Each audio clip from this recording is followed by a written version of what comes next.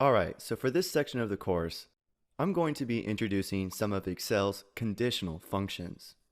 And conditional functions are used when we want to perform a calculation when a cell contains a specific value. So by using conditional functions, we can make Excel return one value if the condition is true, and another value if the condition is false. And one of the most commonly used conditional functions is the if function. So that's the function we will be working with first.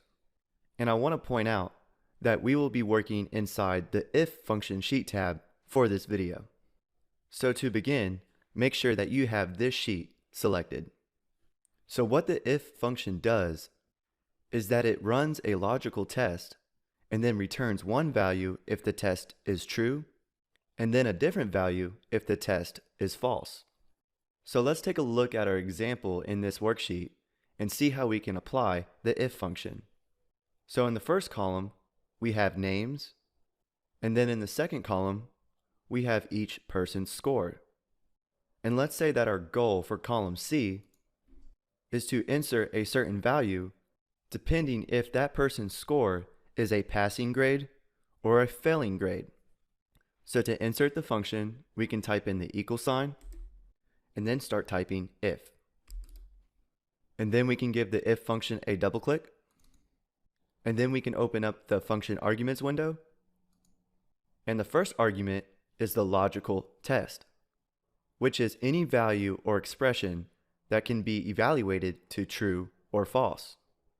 So what we are testing is if that person's score is above or below the failing grade. So for our test, we can select that person's score, and let's say that the failing score is 65. So any score above 65 is passing. So we can say if B2 is greater than 65, then return this value if it's true, or return another value if it's false. So for our second argument, if the value is true, we can return a text value saying pass. So we have to type in open quotes, then pass, and then close quotes.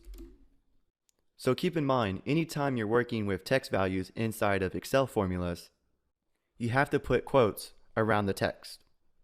So if the person's score is above 65, return true. And if it's below 65, so if the value is false, we can return fail. And we can see that this function will return pass, because B2, which is 89, is greater than 65, which is true, and if the value is true, return pass. And if we click OK, now pass is inserted into that cell, and if we move our cursor to the fill handle and give it a double click, it will copy this formula down for the rest of our data.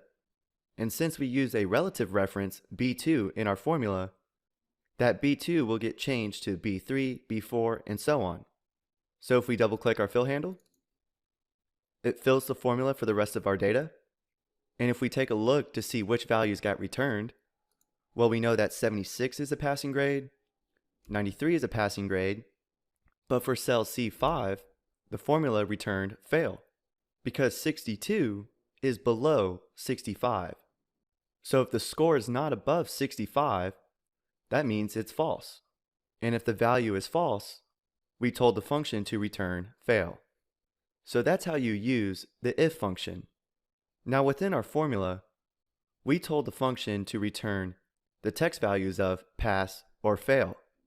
But the if function is not limited to returning text values. We could have put cell references inside of this formula.